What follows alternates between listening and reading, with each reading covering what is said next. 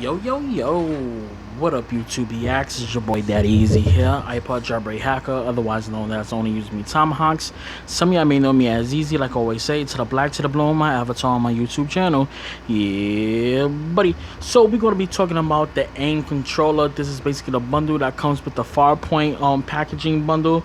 So it comes with Farpoint and the AIM controller. This is actually different from the Sharpshooter and some of the stuff. So basically, I'm going to tell you if this is a buy or if this is just straight up a lie. So, should you buy this AIM controller? And I'm going to get down with the nitty and gritty and tell you exactly if you should buy this or if you should hold off on this. Now, word has come out that Sony is going to be making a Move controller, which is going to be a 2.0 version. Most likely, it's going to be something like the Oculus Touch, or something like the HTC Vive, like that, with the controllers like that. Now, I am hoping that they come out with the 2.0 version, because the simple fact is I am looking for games to come to PSVR, like games like what is it, hot dogs, horseshoes, and I think it's horseshoes, hot dogs, and grenades, something like that. Grenades, hot dogs, horseshoes, and something like that. I believe that's the name. And I'm looking for also Onward. Also, I like first person shooters like that actually does realistic gunplay of real guns and stuff. Now I can actually see this being used towards Onward, not more or less with the Move controllers. I can see using the Move controllers as a secondary. For example, that would be actually make the game very unique if they bring Onward with, and this is actually used for all the assault rifles, and your Move controllers can be actually used as for the aesthetics for basically like the pistols and stuff like that. Like this would be your main source for moving around with the controllers, and basically what you do is they'll give you like a little pouch or something like that. You can put your Move controller inside the pouch that represents your pistols. You know, you could have a pouch on your side. You know, you put your Move controller inside. Like when you want to switch over to your pistol, you take out the Move controller, and that represents your pistols. You'll be able to still do all the same movements, like with the Vive and the Touch, like that. Sony, if you're listening, that's an idea. Developers, if you're listening, that's an idea. Something I'm just throwing out there. But this is supposed to be the replacement for the Sharpshooter. To tell you the truth, I like the Sharpshooter a little bit better, because the simple fact is it does have that extended stock that basically goes to the shoulder, that makes it feel like that you're actually holding a weapon. But I can see how this works. Now, one thing I do want to say is the Sharpshooter might come into place with the 2.0 Move controllers that they're making, depending on how big it is. So if they just add on an analog stick to the 2.0 version of it and just have an analog stick built into it, I can actually see the Sharpshooter being included onto the Sharpshooter. And I'll actually use the Sharpshooter more than using this.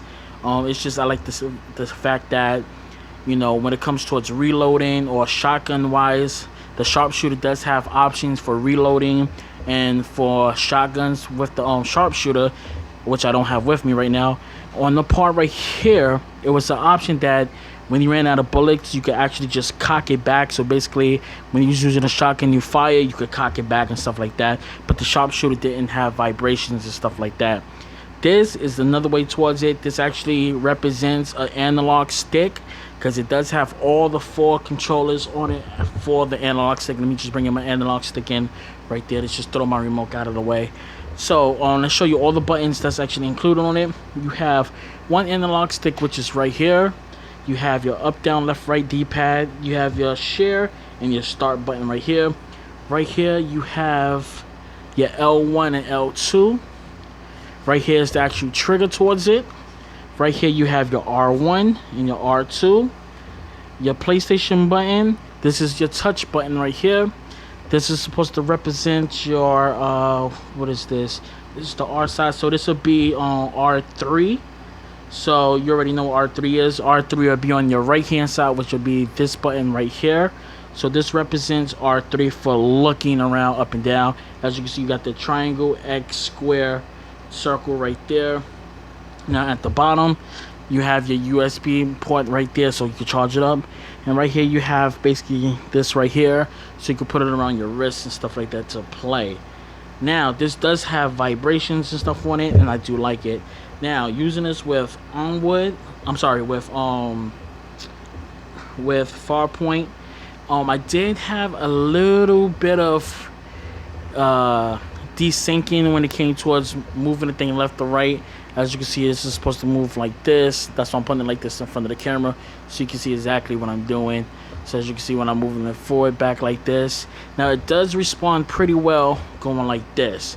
Now only problem is when you put it to shoulder it to aim down sights, your move kind of jumps off of it right here.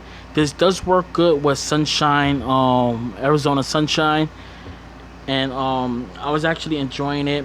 But me personally, anytime that I play VR, depending, as I'm going to state this out, depending on the environment. So if it's hot in the room, I get sick playing VR very quickly, because then it comes towards me catching a headache or my sinuses, allergies like that. I have to play VR in a very cool room. Now, I like the way how they do include the sensitivity to actually turn the sensitivity down with the movements and stuff like that.